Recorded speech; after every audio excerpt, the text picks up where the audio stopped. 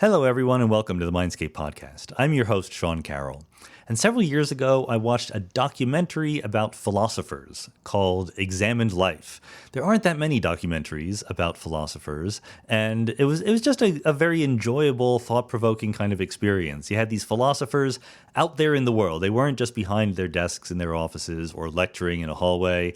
They were out there in cars, on the streets, doing things, and then talking about the relationship between philosophy and practice and the real world.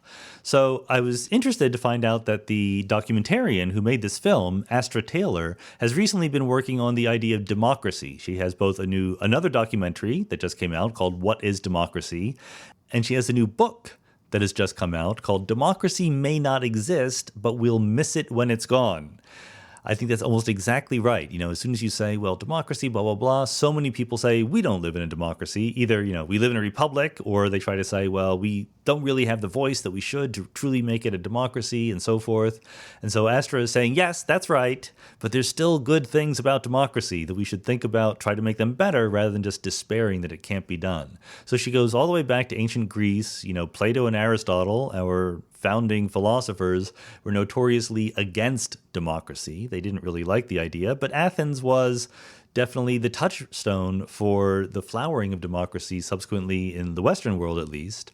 And Rome, as those of you who've listened to Mindscape know from my conversation with Ed Watts, Rome was more of a republic than a democracy, and it's interesting to compare those. And it's interesting to moving forward to the present day where we have technology and we live in these huge societies where the relationship between individual voters and what their governments do grows increasingly tenuous. So democracy is on the one hand very, very important to us. On the other hand, it's taken for granted a little bit, and we should promote democracy, I think, but also we need to keep it on its toes. We need to make sure that it is really doing what it is there to do. There's good questions to ask about whether democracy is the right thing to do. From a philosophical, intellectual viewpoint, we should always be probing whether we're on the right track. So I think that democracy is a fantastically important part of our world, yet something we don't actually devote enough brain cells to really thinking about in a deep way. And I think this conversation helps us do that in a way that is also very entertaining. Reminders, of course, this is a podcast, so you're welcome to go onto iTunes and elsewhere and leave reviews of it. We also have a Patreon account where you can support Mindscape. We have ads coming up, but the Patreon supporters will certainly still get benefits. For example, you get ad-free versions of the podcast if you support on Patreon. And also we get monthly Ask Me Anythings where you can ask me any question and I will try to answer it in a special podcast just for Patreon supporters. So there's still some motivation to go there. With that, I think this is a wonderful conversation that is both philosophically provocative and very, very relevant to how we live in the world today. So let's go.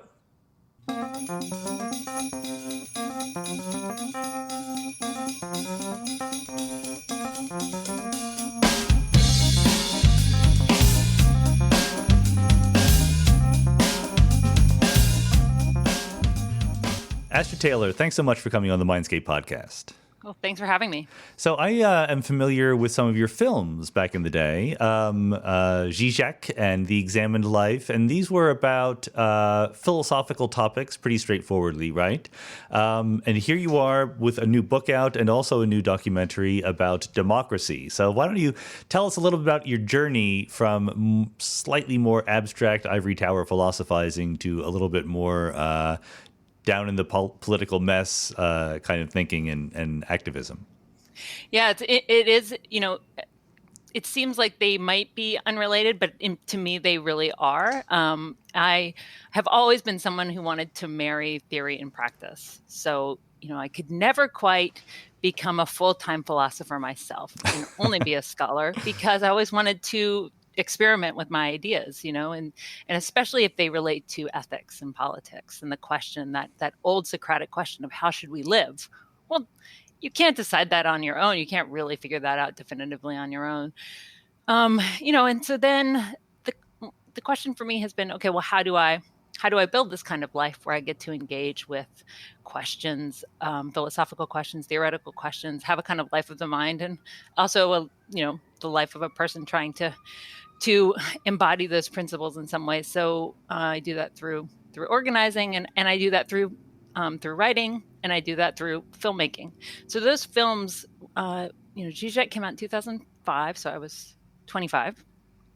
Examine Life came out in 2008, and those were the tagline of Examine Life was "Philosophy is in the streets." Right. So what I wanted to do with that was to show the way these abstract ideas are actually all around us. They're built into our environment. They're in the space we inhabit, and to treat ideas with a bit of irreverence and playfulness. So I have all these philosophers sort of traveling through different places, and even rowing a boat or walking through a garbage dump, and trying to also in a way express my own enthusiasm for philosophy and to share it with people, and to share it in a way that didn't intimidate them. Right. I hope, I wanted Yeah. to make it fun and engaging.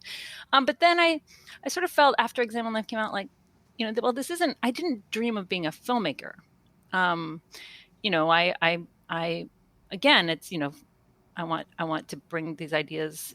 I wanted to kind of go the next step, which for me was actually trying to get more involved in politics and organizing. So so when you look at it that way, then what is democracy, which is the name of the documentary film and the companion book, Democracy May Not Exist, but we'll miss it when it's gone. It's kind of, it's actually a very clear kind of next step. And I will say this about it, democracy, in my mind, as I understand it, and I say this in the preface, demands philosophy. Democracy is intellectually hard. That's a quote from Daniel Allen, a classicist, and who I interviewed. And it's hard because at the center of democracy is an abstraction, the people, right? The people doesn't just exist like a fact out there in the world that we can point to.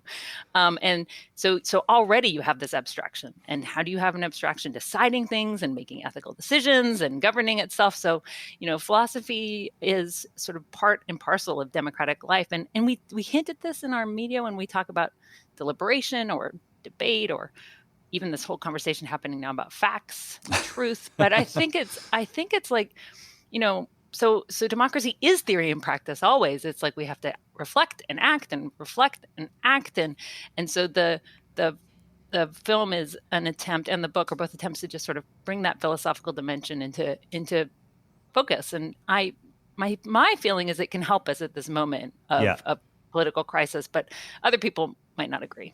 But that's democracy. I do think, exactly. I think that because most of us in this country, grew up in a democracy, we tend to forget, or at least underestimate, how philosophically radical this idea is, and the idea that just everybody has a voice, or supposedly has a voice in how the society is run, certainly comes along with a whole bunch of presuppositions about who deserves to have power and things like that. So philosophy should be part of that. It makes sense to me. Yeah, and but what's interesting, so both of the projects go back to the founding text of the Western philosophical tradition, Plato's Republic. Yeah, and it's a founding text of Western philosophy, and it's interesting because it's anti-democracy. It was written at this moment when Athenian democracy is in decline, and Plato is saying, he's issuing a very powerful critique of democracy. In a nutshell, he basically says, democracy marginalizes the wise, the left.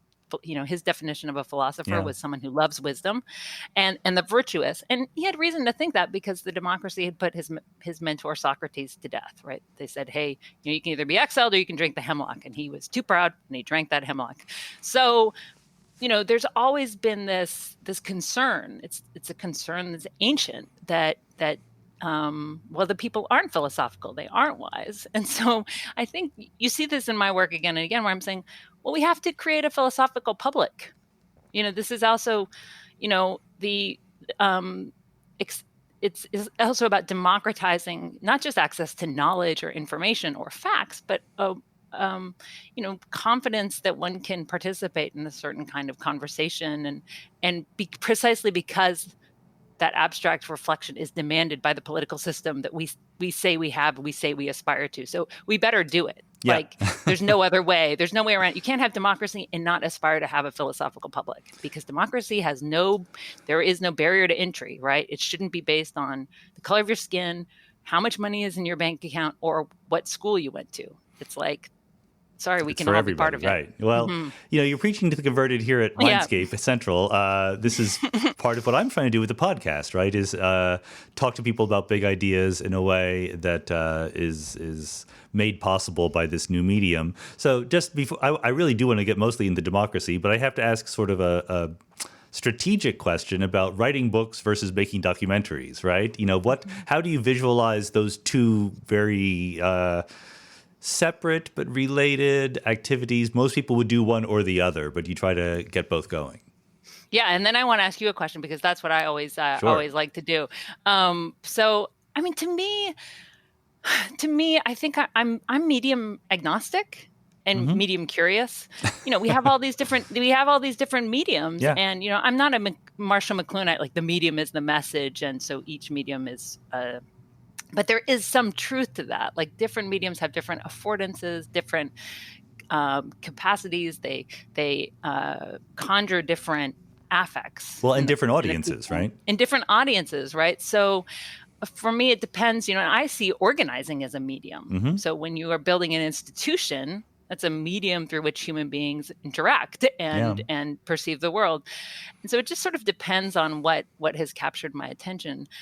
A film, is more akin to a podcast in the sense that it's direct.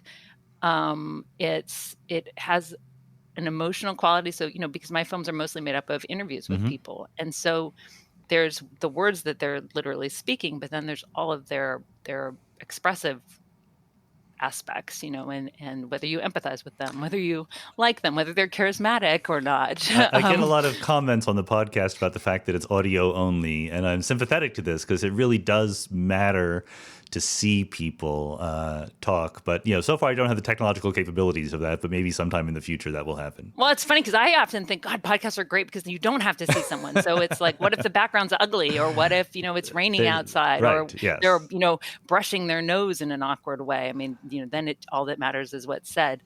But, even a film, my film is an hour and 45 minutes or so. And, but if you transcribed it, it wouldn't make rational sense because there are these leaps that film allows. And also it wouldn't be very long. It would be like a academic book chapter or something like that. So the film allows for me to give space to other people, to honor them, to be interested in them, to kind of actually focus, to kind of express to the audience my own curiosity about other people, which I think is important, which is what you're doing on this podcast. You're saying, hey, I might be this amazing physicist, but I'm so curious about people. I still want to ask questions. Right. And I think asking questions and having that curiosity, I'm almost as interested in having that be part of my propaganda. Like we should be curious about others as the more kind of traditional political takeaways of the film. And then a book, you get to write at length, you get to have footnotes, all of these things, all of these details that would just weigh a movie down. Sure. You can't stop and say, hey, check this page of this obscure text, Machiavelli or, Madison or Marx or whoever. So that's where I get to be more didactic. I also get to say more. I get to kind of express my point of view more. So, the mediums have different, they're different depending on what it is I'm trying to communicate. When I go speak at colleges and young people come up to me and say, I really want to be a filmmaker, I'm always slightly befuddled because to me, it's like, well, that's just a shell or a vessel. What is it you want to communicate? Yeah. Yeah. Right? No, I mean, it's a great point. Right. Because it's like, there's lots of terrible books in the world. There's lots of terrible movies. It's like, to me, it's the message, the story, the thing that you want to share with other humans. Yeah, because I think that at heart, your essence is not a filmmaker. You're an intellectual / activist, right? And yes. I remember because I'm a science consultant sometimes for movies, and so I got to meet Ridley Scott, who was thinking of making a movie of the Forever War. And I don't think it has happened. Maybe it will never happen. But so it's based on a novel already, so there's some plot, but there was no screenplay at the time when we met with him. But he clearly, in his mind, had certain scenes already perfectly mapped out visually. And it was very clear from talking to him that that's what he was about, right? Making these wonderful visual moments, and then the plot, whatever. Okay, we'll figure that out. What happens in the movie comes second. I think that's perfectly okay, but it's a very different thing than someone who is just about the message or the substance, and then finds different media in which to express it. Yeah, I think it's really different. I mean, and I'm very charmed and interested in people who are visual first, or say, I had this image of a girl walking through a field of sunflowers. I mean, a filmmaker friend literally said that, and I was like, wow, and that was enough. But, it's beautiful. And it's a beautiful thing to make to have other art forms. But again, it's not me. I was interested in you, because I think, and I write about this a little bit in the chapter on education in the book, but, there are kinds of expertise that, you're almost the cliche of a person with knowledge, right? Being this theoretical physicist, right? Credentialed and so forth, right? yes. Right. But yet you're still open to this idea of democracy as an intellectual pursuit that needs to include everybody. I mean, I'm just curious if is that just something that is almost like an instinctual sense of trust of other people, or? Well, yeah, no, I mean, this is definitely something that I want to talk about. So let's talk about it. Democracy, one of the radical parts of it is the idea that everyone not only has a voice, but is in some sense ideally equal, right? One person, one vote. Of course, there are distortions to that from power and money and so forth, but that's the ideal. And it is... There's clearly a worry that some people don't really deserve as much of a voice. If you're sort of, these days we would call it technocratic, right? If you think there's a right answer to what government should do at all times, isn't it the case that the smart people are more likely to find the right answer? But I always thought it was never very hard to me. I just thought that was the wrong way of thinking about how a government works and the purpose of democracy. The purpose is to make sure everyone's interests are represented, right? I feel bad because I'm very middle of the road about these things. I like the idea of a representative democracy in which people vote and they express their interest by doing that, and then the representatives gain expertise in various ways and implement the policies the best way possible. It seems very, bourgeois and so forth. I think that when that system works very well, it's the right thing to do, and so I think that the right place for expertise is at the level where we've already elected our representatives, and those people ideally will go to the experts to find out what's going on. Yeah. I mean, I'm not unsympathetic. I think I say something in the book that's like, I don't want to be involved in every decision, right? I mean, and that, expertise is an essential component. I think when that becomes abstracted to the level of like, okay, well, let's just let technocrats govern or the experts govern. It's not, then it becomes more of a problem, right? Oh, because no, absolutely. they become a self-serving group, and maybe there's no accountability. So, it's funny. I wouldn't describe myself as middle of the road, but I'm always trying to find the complexities or find the balance in things, or where. So, and I think expertise is a really interesting one because, there's something undemocratic about it because absolutely, not everybody can be an expert at everything. And yet we desperately need it in a society as complicated as ours. I think it's a huge worry. I think that one of the sets of people who reject democracy implicitly or explicitly are the masters of the universe who think that they know what's best, right? And think that basically they should have the voice. And in some sense, I had a podcast interview with Yasha Monk about liberal democracy and how it's failing. And his point was, the word liberal is not just there to make it a longer phrase. It really means something. It means a certain set of protections for people, and populist movements can be very democratic, right? As long as they define democratic in the right way. And his theory is that a lot of the attraction of populist movements is that democracy is seen to not be working in places like Europe, where the European Union has put so much power into technocratic elites, right? So that the person on the street thinks nothing that I do has any impact on what the government does. And I think that, I'm not an expert, and I don't know whether that's true or not, but I do agree it would be bad if that were the right case. Well, I mean, there's, to bring it back to the United States, there does seem to be quite a bit of evidence that regular people don't actually have any say over the policies. And so there was the famous study that became known as the oligarchy study, but, what is that? I'm not familiar with the oligarchy study. So the political scientists were Gillens and Page. I think this was maybe 2014. I feel like time is speeding up. I can't remember when things came out. I can explain that using physics. They crunched the numbers and they said, regular citizens have virtually no impact over policy. It's big donors. I mean, and again, these are things people know in their guts, even if they haven't read the social science research. Sure. And I think that's part of the frustration. Yasha Monk is an interesting example because I read his book and I was very surprised to see my name mentioned as a populist.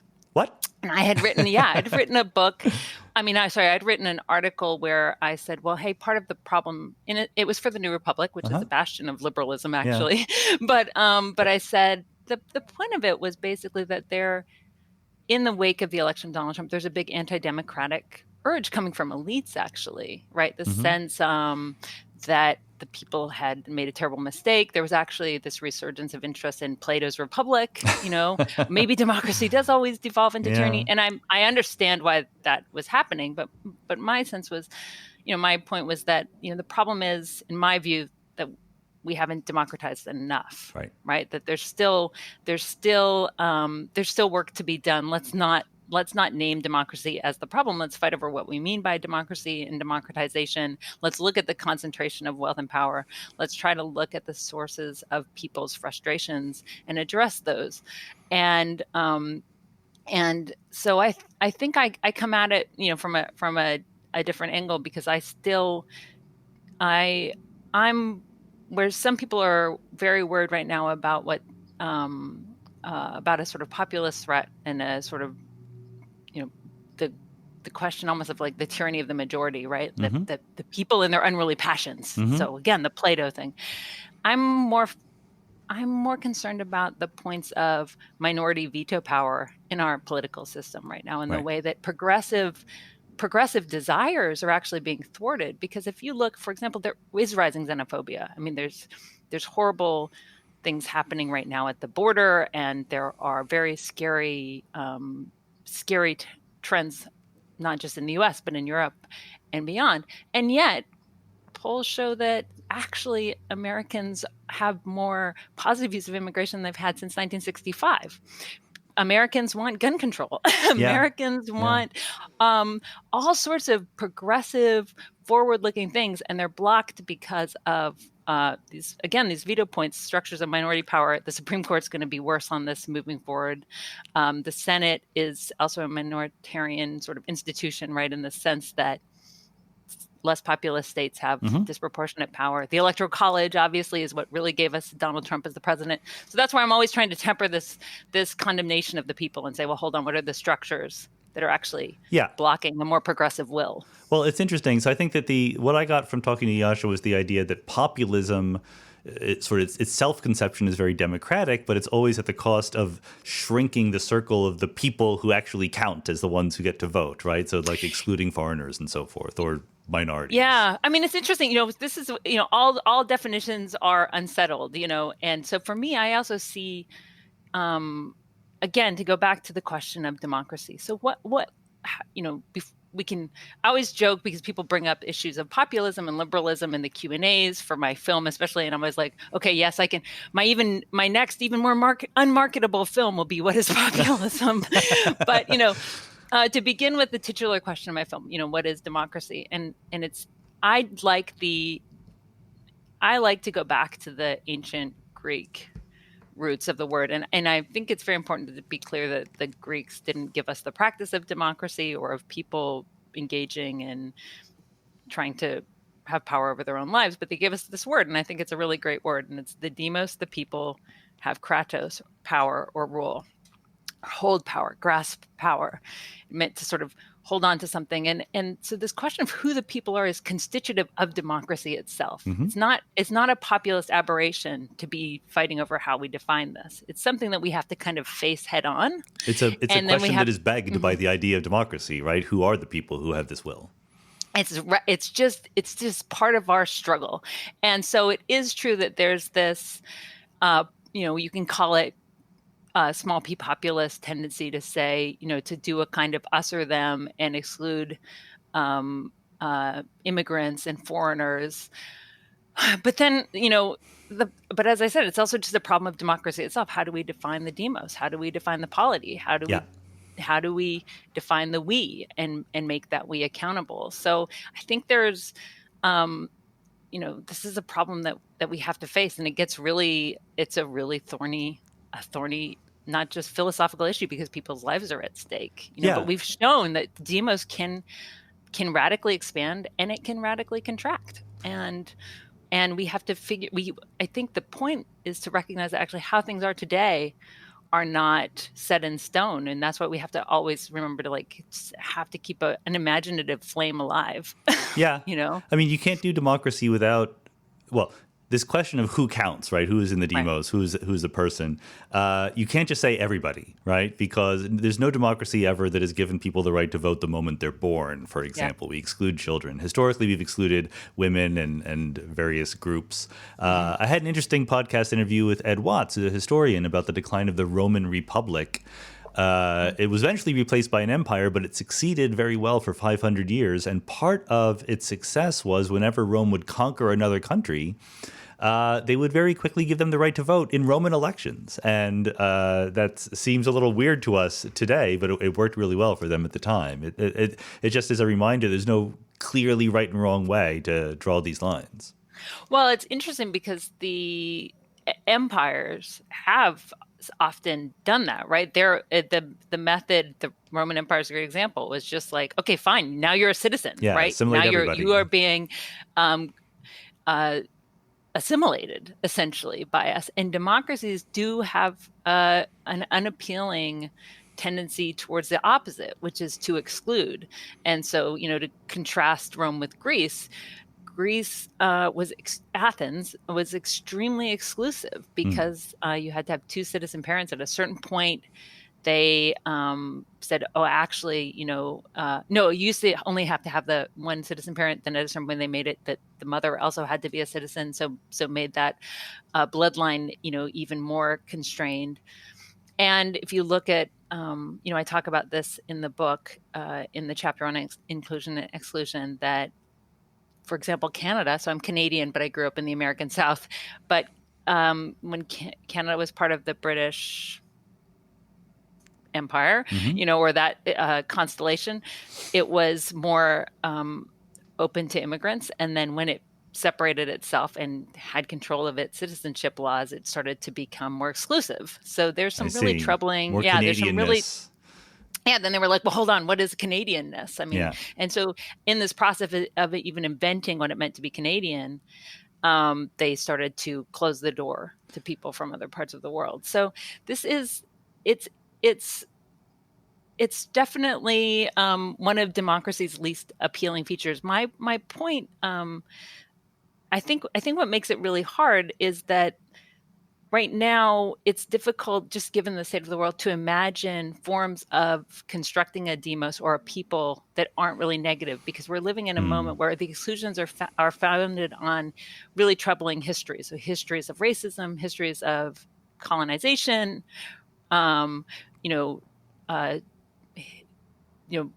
immigration laws designed to exploit labor forces, right? So then, we're not really in a position where we can ask, well, hold on, when is setting the boundary of a community actually ethical? When do people need to be involved in a decision? Or you mean because when on the one hand we have to do that, but on the other hand, it's hard to separate the fact that we've been really nasty about these things going. Like right now, exclusions are predicated on terrible things like your race, this arbitrary fact of where you were born, and or they were based on gender and sexuality. Exclusion, it does not have a pretty history. You remind us that Switzerland only gave women the vote in 1971 or something like that. Yeah, right. I mean, this is all really, really recent. So I think the thing is, under what, and yet, I agree, we can't imagine democracy including 8, 9, 10 billion people, because that would be incoherent. So I think but we have to wrestle with this fact that at a certain point, you do have to have boundaries. And I think for me, the solution is that we have to create a more equal world where, in a world that is so terribly unequal, where the thing that determines the quality of your life expectancy is not what a hard worker you are or how smart you are, but just basically where you were born. Where you're born, yeah. Right. And your passport. Right. And, and so in a world like that, exclusion is a matter of life or death. In a more equal world, it would be a very, very different calculus. And the fact is, in a more equal world, a lot less people would want to move from where they are One and likes to abandon their think, yeah. community. I mean, well, so one of the issues I wanted to ask about was the relationship of democracy, which let's put aside the idea that democracy is not a good idea. Okay, there are people who think that, but let's agree that democracy is good. But there's lots of things that are good, right? Equality and liberty and justice and economic freedom, healthcare, whatever. Do you include all those good things in a definition of democracy, or do we try to slice it so that we can consider all these virtues separately? I don't have a hard and fast answer to that. I think that that's something that, every generation will have to reassess, because we have, I think we have shifting expectations and shifting baselines. So, I think democracy does demand, by its definition, by its minimal definition of the people ruling, a baseline of equality, right? Of political equality. Political equality, right? Yeah, and I think that you cannot have political equality under conditions of intense economic inequality. I think that's a reasonable claim, but it's one it's work to establish it and really convince people. Yes, yeah. And it's so controversial to a lot of very powerful people, and maybe some less powerful people who aspire to having that kind of I think what is the phrase that's like, we all think we're going to be millionaires one day, so we hold political ideals for those incredibly fabulously wealthy future selves. So I think, I think there is this. I think there are some minimum requirements. Should we separate out these other values from democracy? I mean, I think we have to decide. Well, what are the values that we are oriented towards as a people? So yeah, maybe they're separate, but then they become part of the democratic project, right? Like, it becomes sort of implicit that, democracy, in the phrase of the Constitution, right, is the pursuit of happiness. I'd rather have it be just like well-being or something like that, but flourishing, or collective flourishing or something like these sort of. It's very hard to just separate the ends from the means, from the goal, from the process, and yet I do think that. Again, those values always have to be assessed and reassessed. Yeah, this is something. And we might aspire to things. We aspire to things, obviously, that 100 years ago people would have just been like, "What the hell are you? What the hell are you people aiming at?" Or who are you people? A lot of you people are not supposed to be in the people. And 100 years from now, what will that discussion look like about us? Well, that's exactly the kind of thing I like to think. And you spend your life in science, physics, universe time. But sometimes I want to say, even in our more mundane conception of time, but hopefully 100 years from now, there will be new assumptions and new aspirations that make us look backwards. I hope so. We like to think progress, right? Yeah, and that's part of why I like the word democracy in its vagueness, because who the people are is open for debate, and how they rule is also open to contestation and transformation. So I like that this concept that we have this word we can hold on to, but we can also really radically reinvent it. This was impressed on me, actually, believe it or not, when I took a class in grad school with John Rawls, the political philosopher.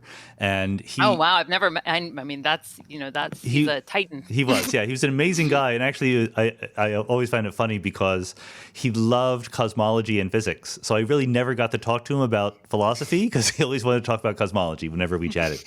But he had this... He also, his motto was justice as fairness, and ordering a society on the basis of fairness to everyone.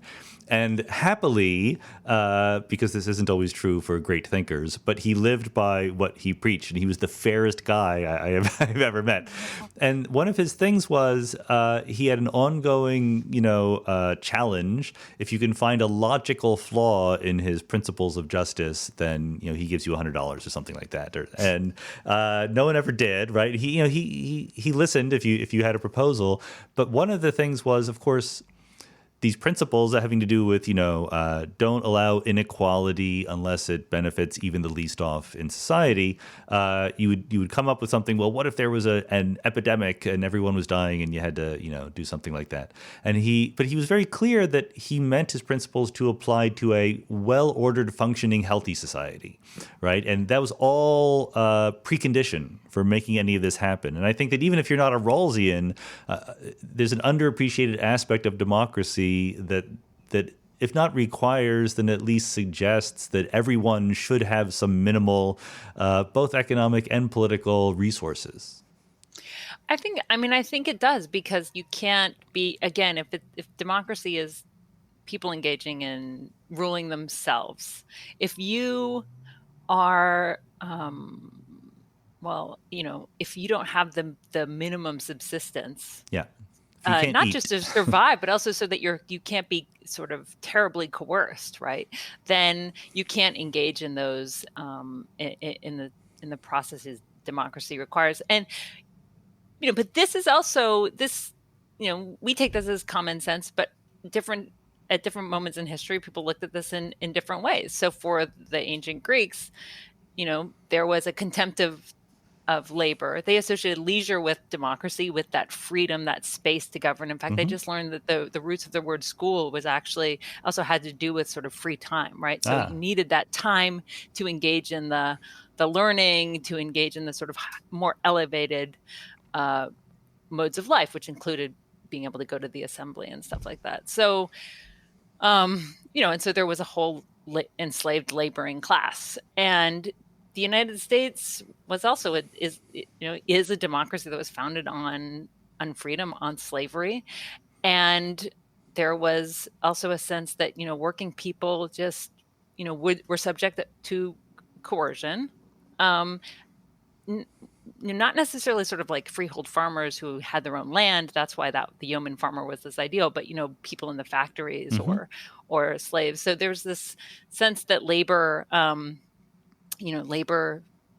Laboring people didn't have what it takes to govern you couldn't themselves. stand up. And so, I mean, you had this wonderful scene in the film where you're interviewing these school kids in Miami, I think it was, and you ask them, you bring up the possibility or the prospect that they could have a voice in how the school was run, and they point out that when they try to ask for things, their privileges can be taken away, right? Their vending machines can be taken away, and this actually happens. And part of that, of course, there's a surface of saying, like, this is why kids don't get to participate in democracy. But then you think about it and you go, like, oh, wait a minute, maybe I'm the kid in this parable, right? Like, maybe all of us are subject to having our privileges taken away in some way.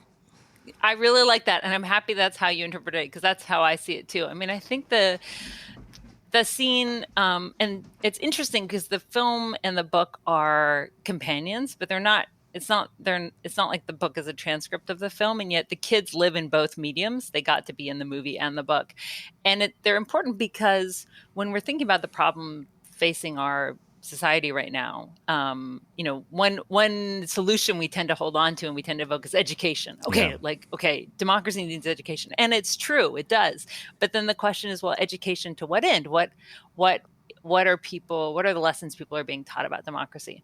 And so by going to this public school in inner city Miami, and so I spoke with kids who were, they're like middle school age, so maybe they're 11 through 13 or 14. What you see is that they are being taught lessons about democracy, but they're very dispiriting ones. They're essentially, there's a kind of hidden curriculum, right? That's not hidden to them, I guess, because they're gleaning its messages. But basically, they're being taught to grin and bear it. Their place in the world, yeah. They're being taught their place in the world. So, what the thing about the vending machine comes up because I asked them what they would change about their school. And they say, well, what they'd really like is for their food to be hot. Like, it doesn't taste good, but at least it could be warmed up. And then the administrators come down on them. Just asking for so much. It's just unbelievable. They would be so greedy. I mean, it's just such a reasonable demand that they have, right? They just want their lunch to be hot. And then the vending machine thing comes up because this one girl, and at first you think, oh God, right, should kids be eating junk food at their school? But then what you realize is she's saying the kids don't have breakfast at home. that's their only chance to eat. And so these kids are very astute. They're so young. They're very astute. And what I was struck by is that they don't blame their teachers for their problems. They have an analysis of the power structure. So they understand the teachers are controlled by administrators who are controlled by the state, who also, so they see the adults as powerless. So this idea that we are the children in the parable, it's because the children are saying, we know the adults are powerless too. And so I wanted that scene to be in the film so that we would have to ask, okay, well, right, what kind of education?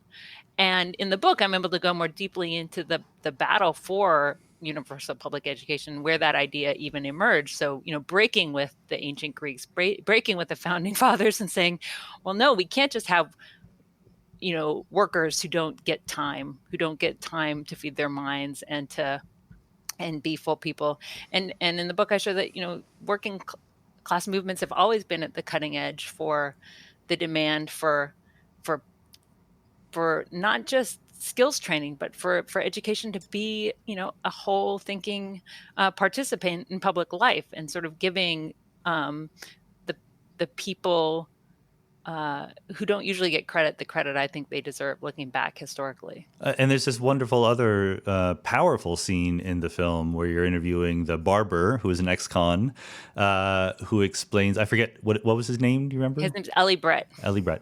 And he explains when he was in prison, he's still a very young guy, the punishment for them misbehaving was that their library was taken away. And, the prisoners actually went on strike to get their library privileges. And it was even maybe overly on the nose example of the power structures trying to keep the people from learning things. And preaching the converted once again. I certainly think that even though I would love, I don't have a lot of data about this. I would love to see some more social science research, but I have this feeling that the more educated we make people, the better off the world is in some large scale way.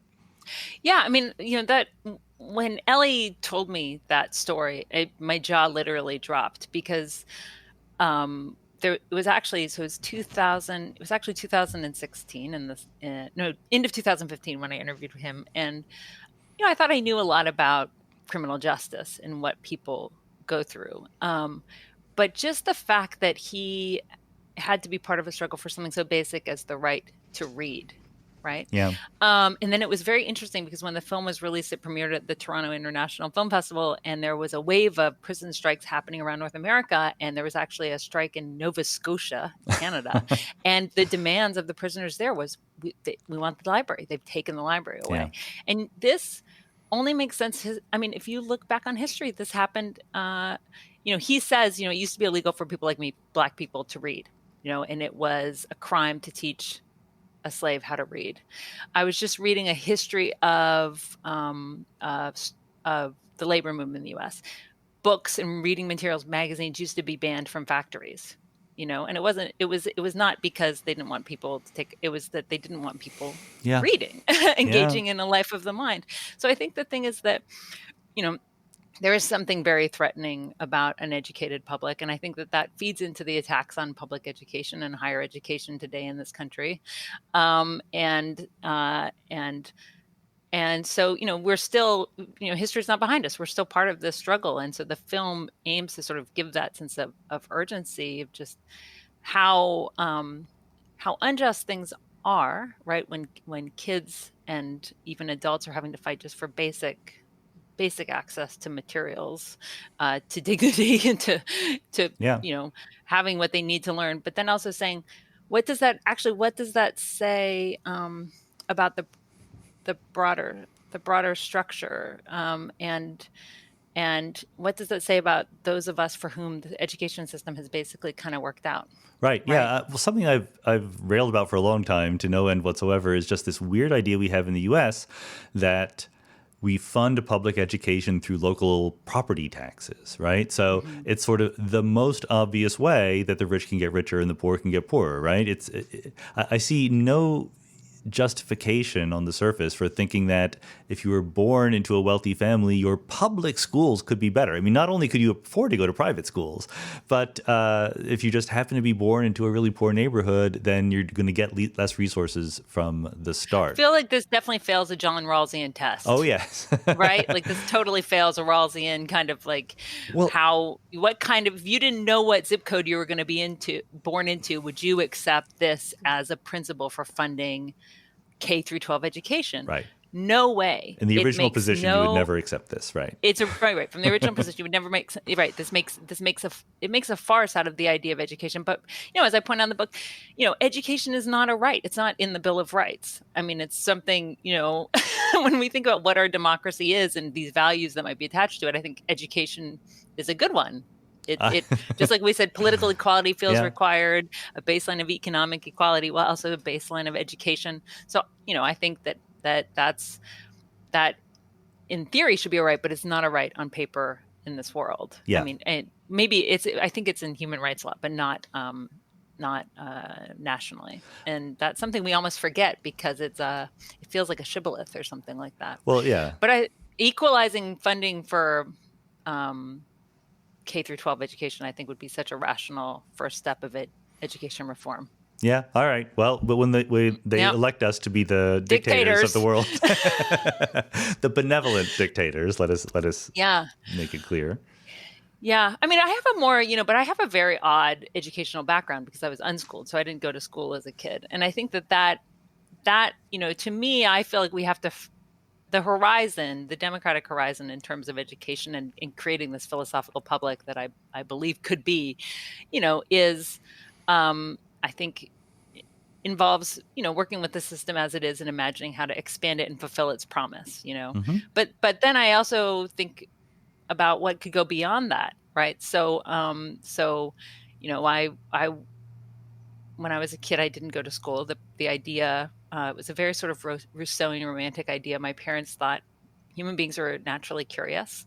And so instead of giving carrots and sticks and grades and tests and stuff, just let your kids do what to follow their curiosity.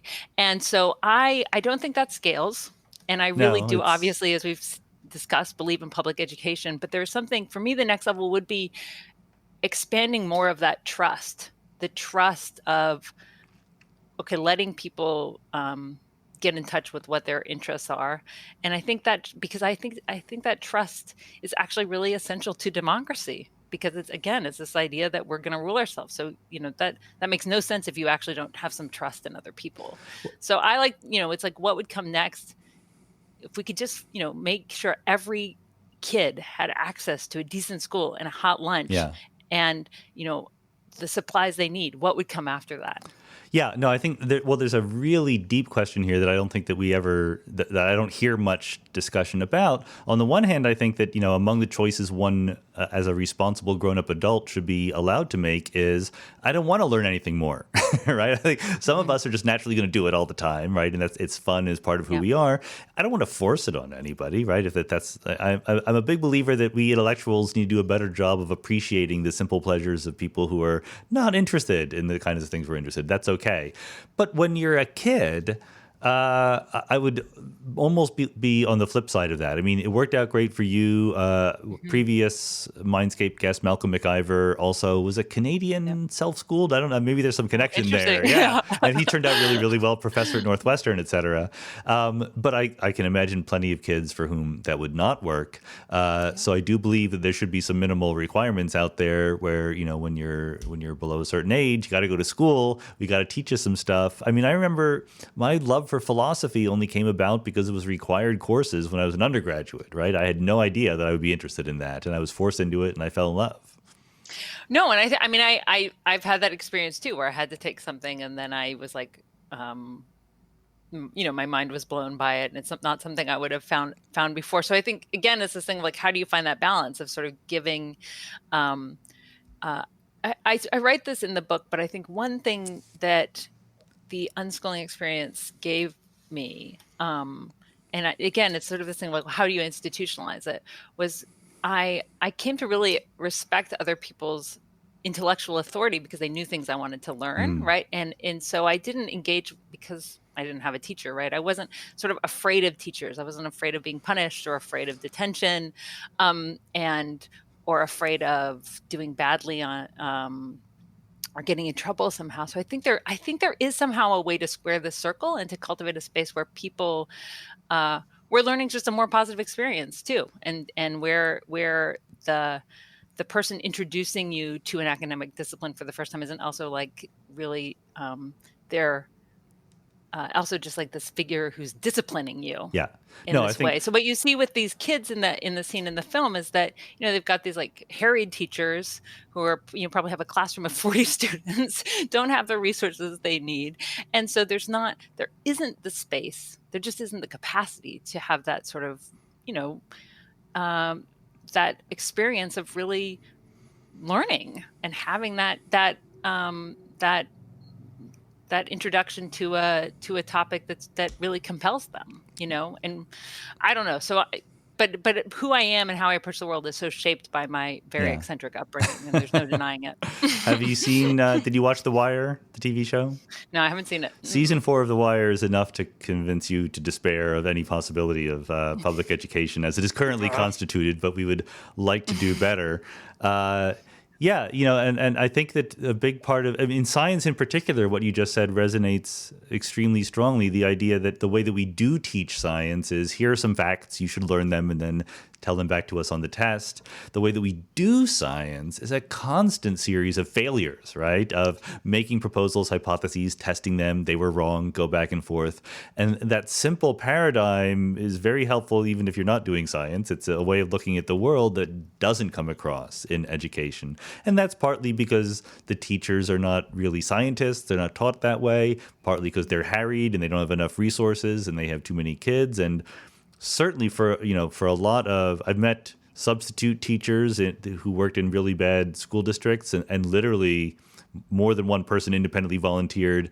The goal is to have no one die when they're there, right? That it's not about the life of the mind. It's about just the physical integrity of the students in their class and themselves. And just like in the richest country in the world, we can do better. Yeah, you would like to think that. Okay, to switch gears a little bit, because you said something very important, very provocative, and that I've written down here and we haven't gotten a chance to get back to, but the existence of structures within the democratic process within government that are anti-democratic, or at least contra-democratic. The Supreme Court, the Senate, the Electoral College, all of these things that prevent the democracy from being the unfiltered will of the people. And I'm a big believer in not having the unfiltered will of the people do everything. As someone who lives in California and is subject to these weird ballot initiatives that I think are a terrible idea. But there's trade-offs, right? In some sense, the minority that is being protected by the Senate and the Supreme Court right now are not the minorities that deserve protection the most. So do you have either feelings about that or something more programmatic about what we should do about that to be a more healthy democracy? Yeah, it's interesting. I think you just said something that's quite key, right? Which minorities are being protected by these institutions? And so when we talk about minority rights, we often think, at least, I'm speaking as a liberal person here, protections of women, even though we're not really a minority. Yeah. We're just a minority in positions of power and influence. But traditionally discriminated against groups, right? Traditionally discriminated against groups, right? Yeah. The disabled, sexual minorities, but we have to remember is that the minorities that the founders of our political system had in mind, it was different. They were thinking about religiously oppressed groups in some cases, but they were also thinking about the opulent, the rich, right? And they were very direct about this. And so another minimal definition of democracy that I think is great is from Aristotle, who also was not a Democrat, but he said, so classically in political philosophy, there different systems are organized. They say, okay, well, there's the rule of the one, right, which is the monarchy, or the rule of the many is oligarchy, and the rule of the many is democracy. And and Aristotle takes that, he sort of says, well, yes, so democracy is rule of the many, but even more significantly than that, it's rule of the poor, because the poor always numerically outnumber the rich. And so the people who created our political system were very aware of that. They had studied their ancient Greece, and they understood that they wanted to protect minorities. And as someone so in my own personal organizing, I organize something called the Debt Collective, which is a union for debtors. So we focus a lot around issues of student debt and fighting student debt. So, James Madison was very clear that you need to protect the minority and against the wicked projects of the majority. And one of the wicked projects would be debt abolition. So I'm like his worst nightmare. Yeah. So, I think we have to, in the book, so each chapter in the book is a tension that I think we have to hold. So this tension of inclusion or exclusion, the tension between expertise and mass opinion, and then there's the tension between one chapter is spontaneity and structure. And so this question of, how do we structure our democracy? And these structures, even if you look at the 200-year history of the US, these institutions, they were designed to protect an affluent minority, and yet they've played different roles depending on the historical juncture. So, there were periods when the Supreme Court was very reactionary. Look at decisions like Plessy versus Ferguson, when it was standing in the way of racial progress. Mm-hmm. But then there was the sort of, heyday of the 1960s when we still, hold up decisions like Brown versus BOE. And now I think we're moving into a very different political alignment with the Supreme Court. So, I think this is where your abstract philosophical models just can't be too absolute, because politics is messy. It depends on the power dynamics in the here and now. I think we need to see these structures, at least this is me putting less my philosopher hat on, more my organizer hat, but we need to see these structures as malleable. They might be really, really hard to change, but they are changeable. They have changed really recently.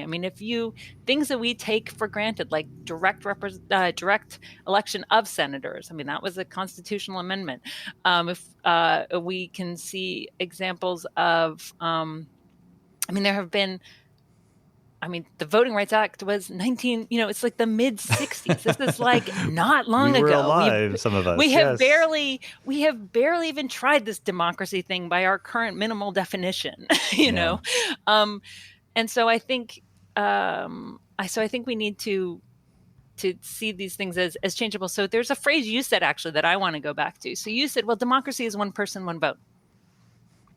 Right? That is something that gets said, yes. Right? That sounds true. Very new principle. That principle is also from Supreme Court.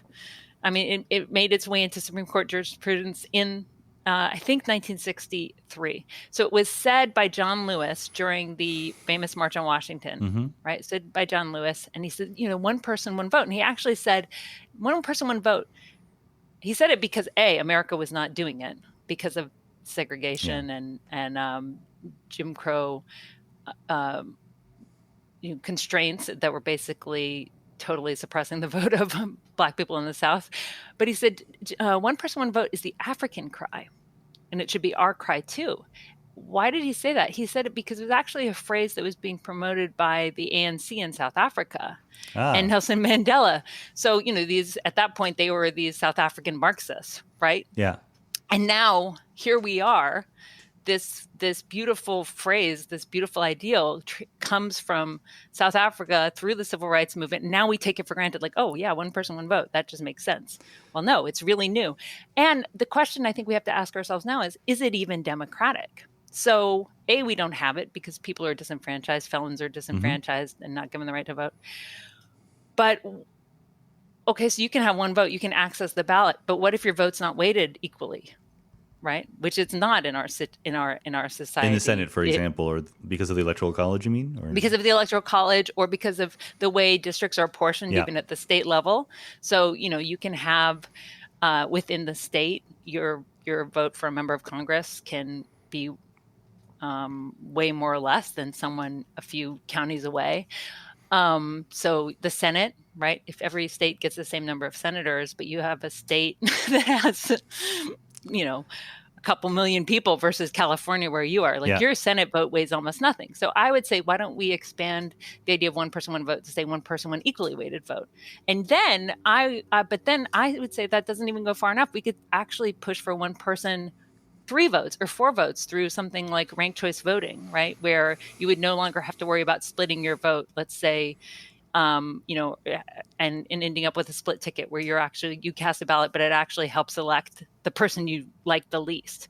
So there's ranked choice voting is now happening in Maine. It's happening in a little community in Michigan. I think Massachusetts is adopting it, right? So people actually have 3 votes and they get to rank first preference, second preference, third preference. In the book, I also point out, well, what about the principle of one person, no vote? Because what if we abandoned elections entirely and used sortition? So I think I'm just going through these as a way of saying. What is sortition? Do I know what that is? Sortition is lottery. Oh, okay. Yes, I remember that. So what if we, to go back to Athens again, they thought elections were aristocratic because the rich and the well-born would win. And crazy the rich idea. Who would know? Right. Or today we might say the reality TV stars, but that actually it was a contest that just reinforced privilege. So they had very elaborate systems of randomly selecting citizens and engaging the public in the running of the city's affairs. And so, again, to quote Aristotle, he said, elections are aristocratic and selection is democratic. And I think it's quite an interesting, it's a thought experiment effectively in the United States today, but to say, okay, well, our elections, especially as they currently run, are they really democratic? And so, maybe one person, one vote is holding us back. Maybe one person, no vote. And now you have me thinking about doing it using quantum measurements so that there are different branches of the wave function with completely different rulers in every branch. That would be amazing. Okay, so that is the next level galaxy brain, but to just bring it back to bring it to Earth brain, I'm sure you saw the news that Ireland by referendum actually decided they would amend their constitution and open the way to allow abortion, right? Yeah. So this seems like a very intractable, like just one of those political issues. I mean, we're talking about this Catholic country. How would that ever get resolved? Why the vote went the way it did and had so much democratic legitimacy was in part because the country was at this breaking point. So they used sortition, they used lottery. So what they did was they created the Citizens Assembly and selected 99 citizens at random who sort of were representative, in quotes, of the nation. And they deliberated for 5 months. I did not know that detail. Wow.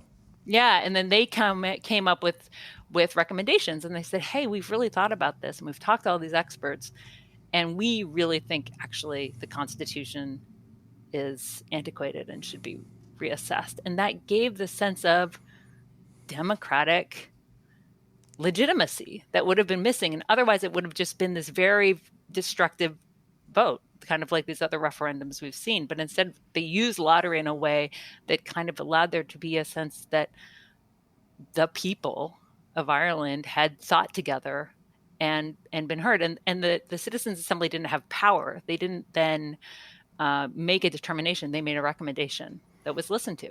I think, so it's interesting. I just think, the point is we have to remember that these are malleable structures. Human beings made them, and they can be changed. And, history shows that they can often only be changed with real struggle. Sure. So that's a tactical issue. That's a strategic issue.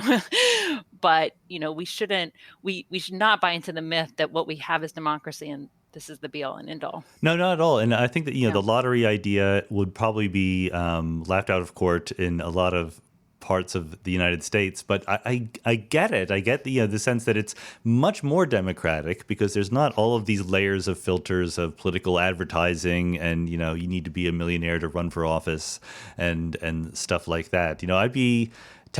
I just had this thought over the course of this conversation, but I'm completely on board with having a third chamber of Congress, which is just randomly selected people from the United States.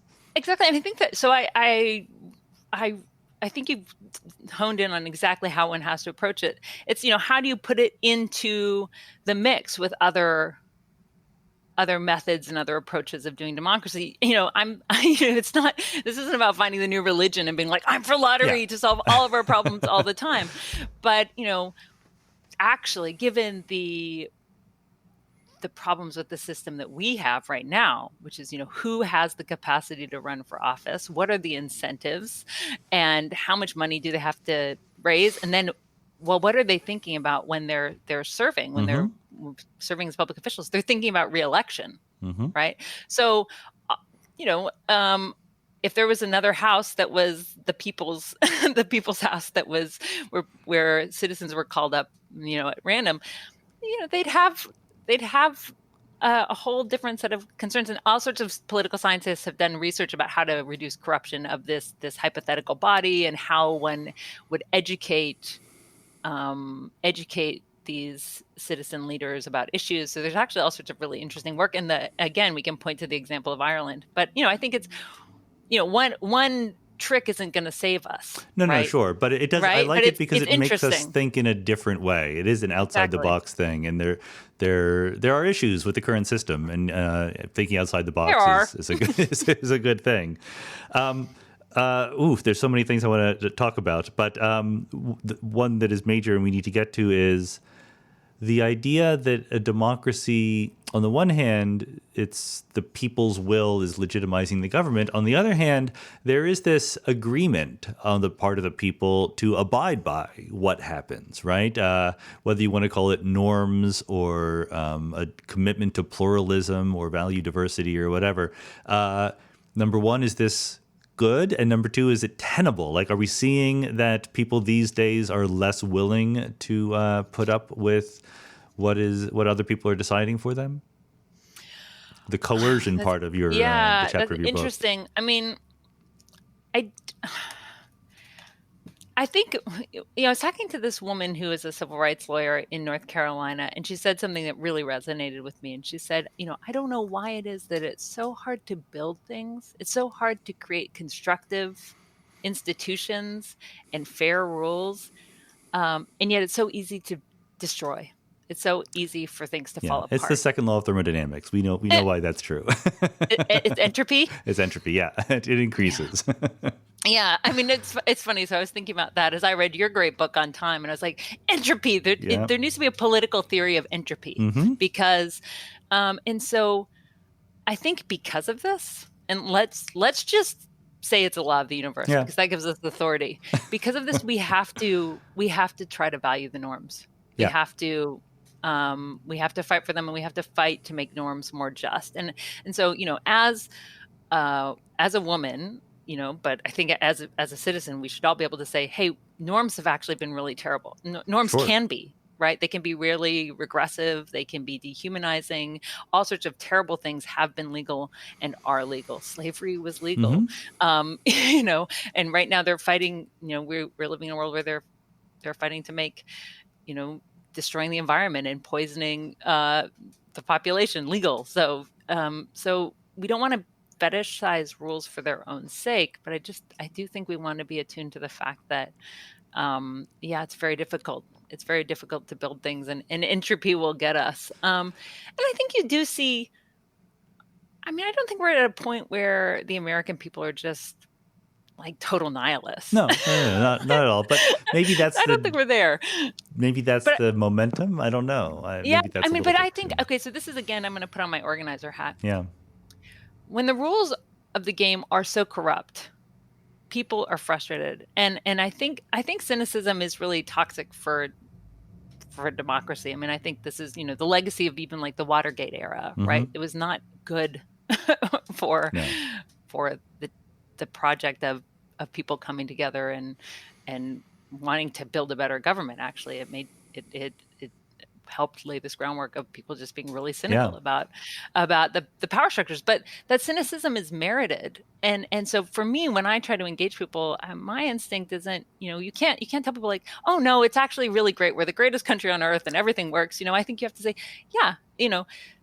this right now we do have a system where members of Congress are mostly millionaires. And, indeed, there is a system of legalized bribery that we call campaign donations and lobbying at work. But, we have to speak to people's cynicism and their despair, and try to build a coalition that and give them credible alternatives, and build a social bloc that will push for real change. So I think, when we see this volatility, it's tempting to kind of be afraid of it, or and I don't know. I guess for me, I'm like, well, no, we have to kind of throw ourselves into it and speak to it, and create solidarity, and create strategies that can be a path forward. And that's the hard work of organizing. That's not really the work of philosophizing. And you have to speak to people's. This is the cliche of community organizing 101, but you have to speak to people's real direct needs, and convince and try to find a sort of win-win solution out of the mess. Right. And there's a balancing act, right? We don't want to overthrow everything every 20 years, as Jefferson somewhat playfully suggested. But the norms do matter because there's a protective aspect to them, but there's also a anti-progress aspect to them. I do think, by the way, parenthetically, that there probably is a very good analogy to be drawn between the body politic and real biological bodies when it comes to entropy and organization and homeostasis. Our bodies would, left to their own devices, just decay and we would die. But instead, we take in fuel and we use that to upkeep and maintain ourselves. And there is some work that is necessary to make that happen. And I'm sure the same thing is true for society or a government. Well, it's interesting. I was talking to a political theorist the other day about this metaphor of the social body, because it comes into my film. So the film begins with, I'm sitting with Silvia Federici in a museum, and we're looking at a painting, and we talk about this image in front of us. It's a image of a vice, but of it's envy, and she's sighing. And we talk about how the social body is being sought apart right now. And social body is this metaphor that is constant in political philosophy and body politic.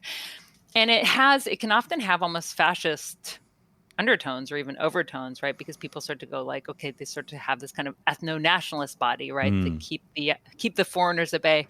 And so our point in our conversation was like, well, hold on, but let's actually be more biological about it. Like, no body is an island in isolation. All bodies are permeable. We have our microbiomes, and we have to eat, as you just said. And so, where is this myth of this body that is autonomous and independent and cut off from the world? Like, that doesn't generate other bodies and other human beings. So it's like, let's actually embrace that permeability. We're the quintessential open systems, and we can eat well or eat badly. We can exercise or sit around, and I think the analogy is actually pretty good. And there's physics underlying all of it, as you will not be surprised to learn.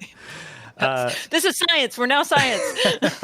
And one of the aspects there is that with bodies, either literal or political, the environment that we're embedded in is changing, right? Darwinian evolution never stops working, but the pressures that push us one way or the other are different depending on our environments.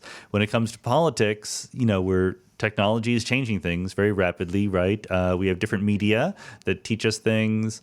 Is that something, again, I'll just ask this open-ended question, are you given social media and cable news and talk radio and whatever, how do you balance whether this is good or bad, and how can we use it as a force for better? Yeah, well, on the social media question, I would say everyone should just read my book, The People's Platform, which came out in 2014. And The People's Platform is my analysis of social media. It came out at a time where people were a bit more techno-utopian than they are today. But I think my basic argument still holds, which is we can't separate the technology from the business models underlying it, and specifically from the business model of advertising and data collection. And so the internet, not intrinsically, but just because this is sort of, I think, just the way our media landscape worked. I mean, it was television also ran on ads, right? Sure. And so did newspapers. And now the sort of gloves are off for data collection and personalized behavioral targeting and all of this stuff. And so my podcast will be taking ads, but they're not targeted in any way. They're just, it's just like which companies I'm happiest, shilling for, basically. Like I get to veto places that I'm not interested. I've already gotten, well, I can't go into details, but people have asked me to advertise on the podcast, and I looked at what they're selling, and I'm like, no, I can't do that.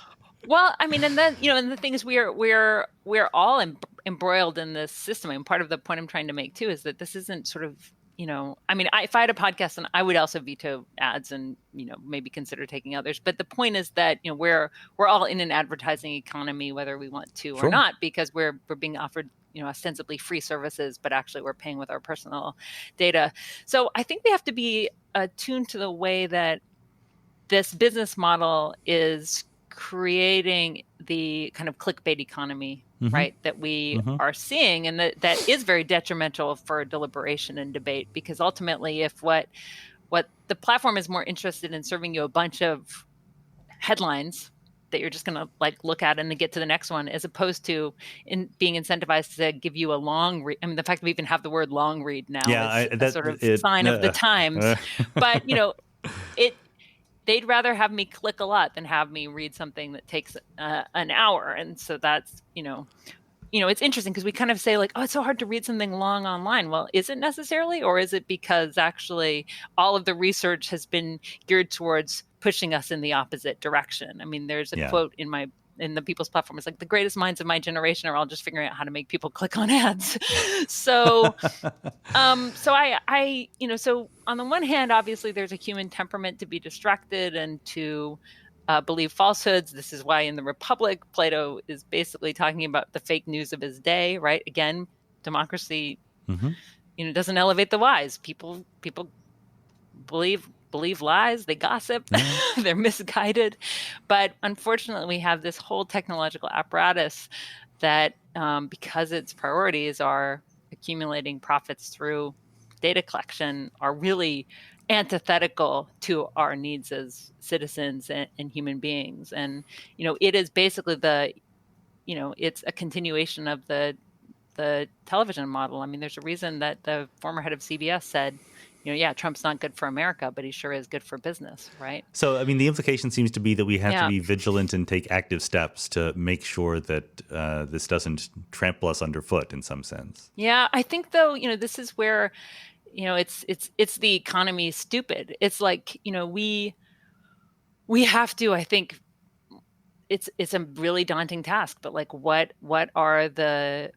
how do we transform the underlying incentives that are shaping our media sphere, right? I mean, this is, we see, so I work in the education space, and I see the difference between, people who go to a traditional four-year public college or people who go to a predatory for-profit college, right? There's a difference. And right now, there's almost no public media in the United States of America. It's just not something that existed. And there is no sort of intrinsic reason why we can't experiment with other modes of subsidy online. I mean, in fact, the internet was a non-commercial, was a non-commercial academic invention. I mean, big business didn't give us the internet or the World Wide Web. So, and this is why there are lots of people who are kind of nostalgic for the early days of the internet before it was fully commercialized. But I think, so I think we have to. It's very heartening to me that people are finally having conversations about sort of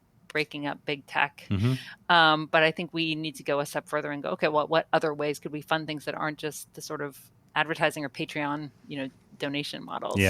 But I'm a Canadian. And there's no public media. And in fact, What is Democracy was funded by the National Film Board of Canada. And so, this is an anecdote I often give, but in 2014, I went to my New York City literary agent, and I have a very good literary agent and a fancy agency. And I said, I want to write a book on democracy. And she said, no way. That is a career suicide. It will never sell. Then I went to the National Film Board of Canada and I said, I want to make a movie about democracy, which I think it should be harder. That sounds like a harder sell, green light for, right? And they were like, that's great. That's, exactly what we're here for, to spur public debate about interesting things. And so, I couldn't get a democracy project off the ground until after Donald Trump was elected. And then everybody Yeah. was like, well, Now maybe we we should care. think about this word. But I think it says something about why we're in the mess we're in, and also about funding structures that can hold different kinds of work and different kinds of thinking. So that suggests so the final question that you're suggesting an answer to it already, but what makes you optimistic? What are the things we can do to? I take it that we're both on the side that democracy is a good thing, but Yep. it can be a flawed thing, and it is like the body. It's an open system that needs constant care and maintenance and improvement. So where do you see that coming from? I see hope in the attitudes of young people right now. And I'm someone who's so against fetishizing young people in Yeah. this, this sort of because I think we need public engagement from people of all ages and backgrounds. And so in fact, when I was in my 20s, I used to joke that in opposition to the baby boomers, I was like, it's not don't trust anyone. It's not that you shouldn't trust people under sorry, the baby boomers were basically like, don't trust anyone over 30, Right. right? Yeah. Like only the youth get it. And Hope my I whole die attitude was before I like, get old. yeah, my attitude was like, no, you shouldn't trust people till they're over 30. Like, so they show they actually are committed to these ideas. Uh-huh. But I think we see people, this is a generation that has every reason on some level to just be totally disgusted, totally cynical, right? I mean, look at the person who occupies the White House. Look at what's happening with climate change. I mean, people have known about climate change. Scientists have known about climate change. The leaders of the most powerful corporations on earth, leaders in government have known since long before these kids were born. And they chose to suppress it and deny it and actively subsidize these industries. Yeah. And yet, so they should have every reason to just be completely disgusted. And yet here they are, striking for the climate, going out week after week. They are, pushing for gun control. We see this wave of really idealistic people in their late 20s and early 30s running for office, and this is a market shift because, I was, part of Occupy Wall Street. That was only 2011. And the attitude there was no way, no engaging with the system on that level. We refuse to even make demands of this corrupt government, right? And we can debate the pros and cons of that, and we can debate the purpose Occupy served, because I think it was important, even if it was ineffectual in many ways. But I'm happy to see people going beyond that and saying, no, we're willing to get our hands dirty and step into the fray, because we have 11 years, and and if we don't do it, nobody will. So that I never have trouble finding hope. I almost find hopelessness to be kind of trite, because I think if you have a historical gaze, it's impossible to deny the fact that people have had it so much harder than us. Yeah. So then it's like, well, here we are talking on Skype, Technically not on Skype, by the way, but yes, on the internet. internet. No, not Skype, right. Squadcast. Sorry. There you go. I mean,